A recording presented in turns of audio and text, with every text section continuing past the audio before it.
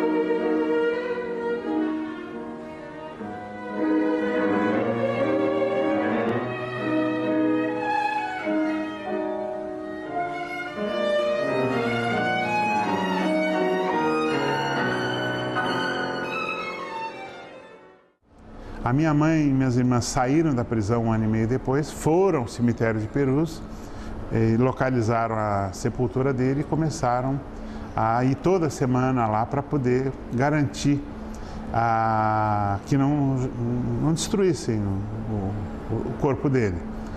E aí foi quando elas começaram a saber que tinha outras pessoas, onde estava fulano, onde estava Beltrano, que elas foram localizando, que os próprios coveiros diziam que chegou muito torturado, foi enterrado à noite, não deixaram abrir o caixão, essas coisas que os coveiros contavam. E elas souberam também da vala de Perus. Os coveiros diziam para elas: tirem o seu pai daqui porque vai ter uma vala que vai destruir, vai juntar tudo, misturar. Tem muito mistério ali, tem muita cadáver ali não identificado e cada cadáver traz consigo uma história incrível, né? Parece absurdo, mas cadáver fala muito, pode falar muito. Se você trabalhar com eficiência sobre as características dele, sobre as circunstâncias que levaram à morte da pessoa, ele por si já fala muito, mas quem fala mais, evidentemente, é a sua história, né? A história de cada um.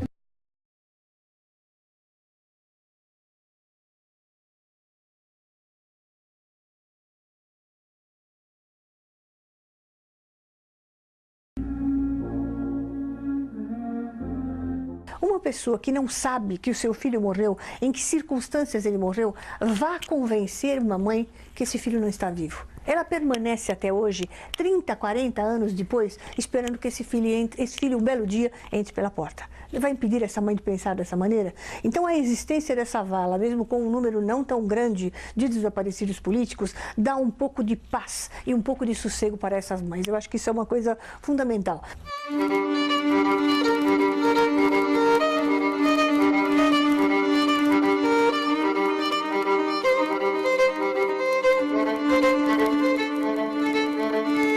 Eu só consegui realizar a morte do meu pai quando eu fiz o traslado da ossada dele do Rio para cá, e aí a gente fez o enterro, né? E aí estava enterrando e aí a gente fez uma cerimônia de homenagem a ele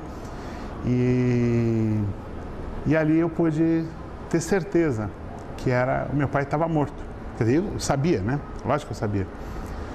Mas ali naquele momento que eu pude chorar, por exemplo, e dizer, porra, morreu, né? Que eu não tinha feito isso ainda, né? Então você imagina um cara que tem um parente desaparecido.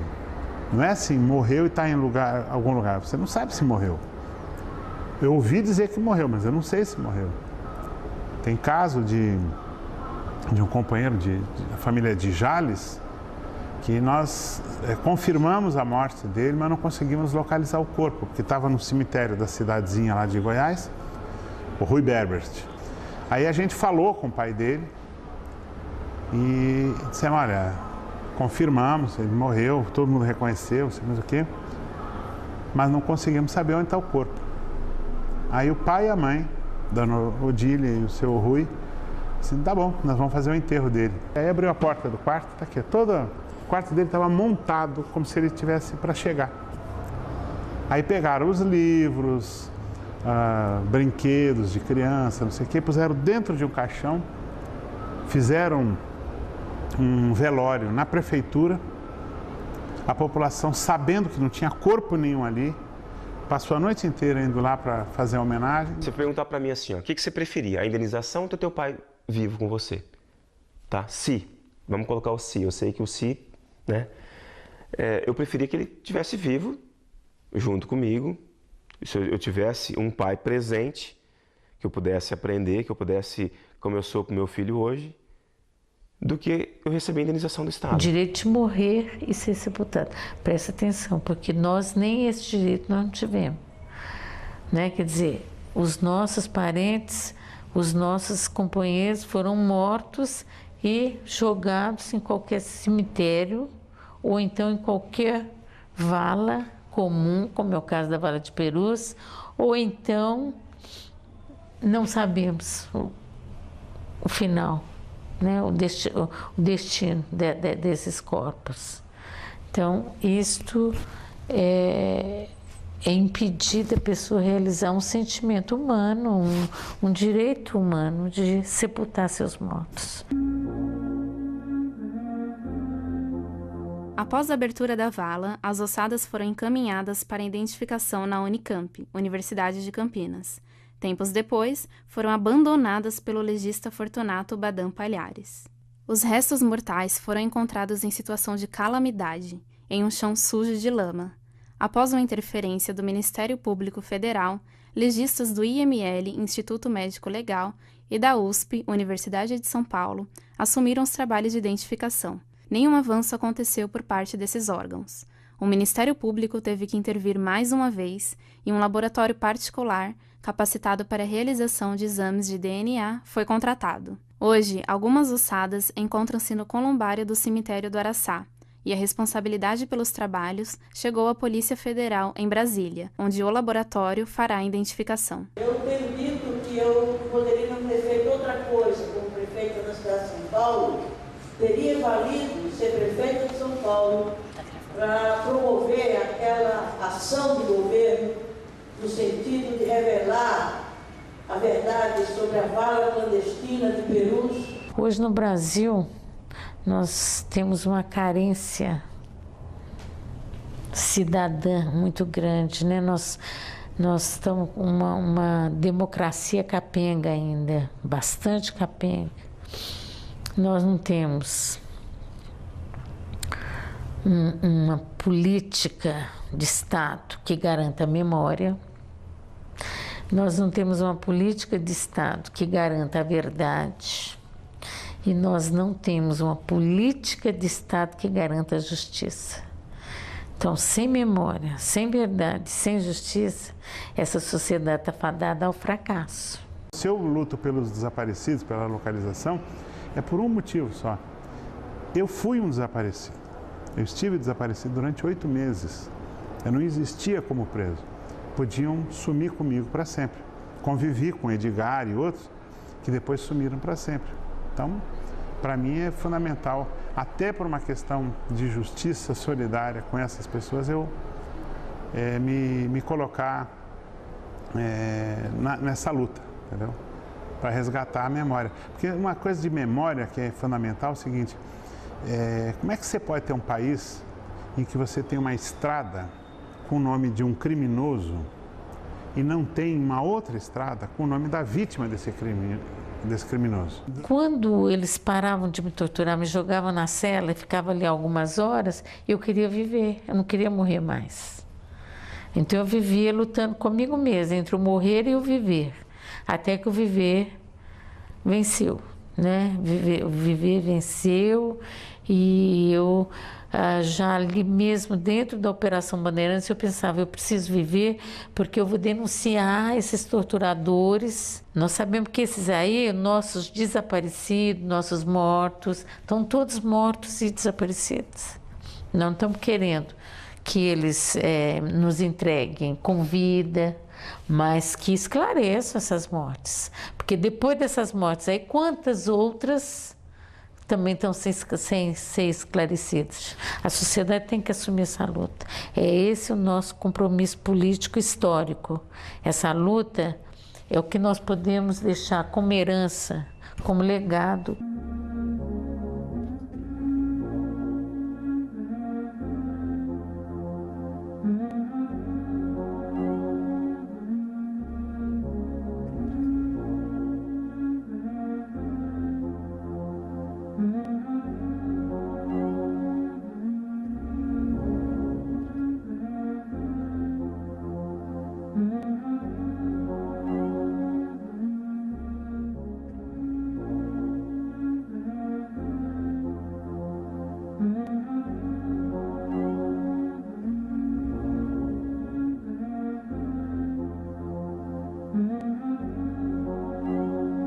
Atualmente, as ossadas suspeitas de pertencerem a Dimas Casemiro encontram-se à espera de respostas em um laboratório em Brasília, sob responsabilidade da Polícia Federal.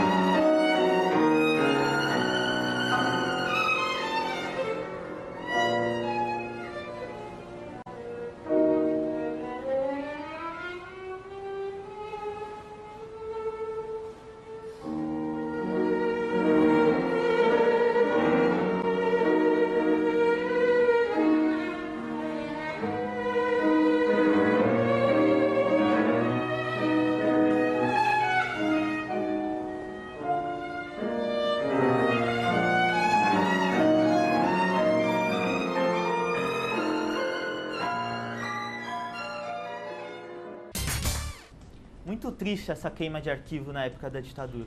Meninas, o programa está perto do fim. Vocês podem dar uma dica para quem está fazendo TCC? Bom, eu acho que a primeira dica e a mais importante é escolher um tema que a pessoa se identifique. Um tema que ela queira explorar, que ela queira abordar, não para fazer um trabalho de faculdade, mas para fazer algo para a vida dela, que vai fazer uma diferença não só na vida dela, mas também, no nosso caso pelo menos, na vida de outras pessoas. Eu acho que essa é a dica mais importante, porque aí não vira um trabalho, sabe? A gente passou por muitas dificuldades, como a gente já falou aqui, de tentar conciliar o nosso tempo, de pouquíssimas horas de sono, às vezes virar à noite para fazer o trabalho, mas não era uma coisa pesada, não era uma coisa maçante, porque a gente queria fazer, a gente sentia que estava fazendo algo importante, não só para conseguir um diploma, não para depois deixar guardado numa gaveta, sabe? Mas porque a gente se identificou com o tema, a gente sentiu a necessidade, a importância, e a gente sentiu que a gente estava realmente fazendo jornalismo com esse trabalho, com esse documentário. Então, a dedicação fluía naturalmente, fluía assim com amor, com paixão, porque a gente gostava daquele tema, a gente sentia a necessidade de mostrar para as pessoas aquilo que a gente estava fazendo. E aí vira uma coisa natural, que você se dedica porque você quer, não porque você é obrigado, porque tem que conseguir um diploma de faculdade. E depois os frutos a gente vai colhendo naturalmente também. Maria, e qual a sua dica? Olha, a minha dica é basicamente a dela. Eu acho que o principal mesmo é a escolha do tema, é você se identificar com o tema, que foi o que aconteceu com a gente. Antes desse tema, a gente teve dificuldade com outros. A partir do momento que a gente começou a pesquisar sobre a vala de Perus, a gente começou a gostar muito daquilo. A gente não fazia porque era o TCC, era o último trabalho da faculdade. Aliás, de toda a faculdade, esse foi o trabalho assim que representou pra gente o que era a faculdade de jornalismo. E no decorrer do trabalho, a gente tinha tempo, porque tinha o tempo de entregar, então tinha fases, a gente tinha se programado com algumas etapas. E aí, só que assim, aquilo a gente não tinha muito pouco tempo para fazer e a gente corria atrás, a gente abria mão de um horário de outra coisa e para as agendas baterem, porque a gente queria muito fazer aquilo. No final, a gente, até na parte da edição mesmo, a gente estava com tanta vontade, com tanta garra, e aí a gente já pegou um lado da história, a gente já procurou aquilo, e aí chegou um momento do trabalho que foi uma das fases, gente, mas talvez não seja isso que a gente queira mostrar. E aí a gente falou, não, é exatamente isso que a gente quer mostrar. A gente quer mostrar que isso não acabou, a gente quer mostrar, por mais que foi um trabalho que só uma parte viu, não todo mundo, porque a ideia nossa mesmo é que todo mundo visse, que todo mundo lutasse com aquilo, que a gente... Tanto é que depois que o trabalho acabou, a gente pesquisa ainda para ver se continua a identificação das ossadas, se essa luta continua. No momento da entrevista com as fontes mesmo, a gente sentiu como eles. E a ideia era justamente isso, de sentir. Então, a escolha do tema é a coisa mais importante do trabalho. Se você fizer o trabalho com base em outra, não, porque é mais fácil ou por outro motivo, eu acho que vai ter mais dificuldade em finalizar, em ficar uma coisa que você goste, que marque a sua vida. Esse trabalho, na minha vida, no período de faculdade, foi marcante. Foi a coisa mais importante que eu fiz no decorrer da faculdade. Meninas, muito obrigado. E para quem quiser entrar em contato com vocês, Facebook, e-mail, como que faz? Facebook, Mainari, com Y no final, Moura do Nascimento. E-mail, mainari, com Y no final, @bol.com.br. Você, Maria? Meu é Cida Silva, do Facebook. E o e-mail é cidasjp@gmail.com. Legal. Bom, o programa de hoje fica por aqui, mas se você gostou e quiser participar, escreva para espacouniversitario@câmara.sp.gov.br com o link do seu trabalho. E não esqueça de curtir a nossa página no Facebook. Tchau, tchau. Valeu, galera!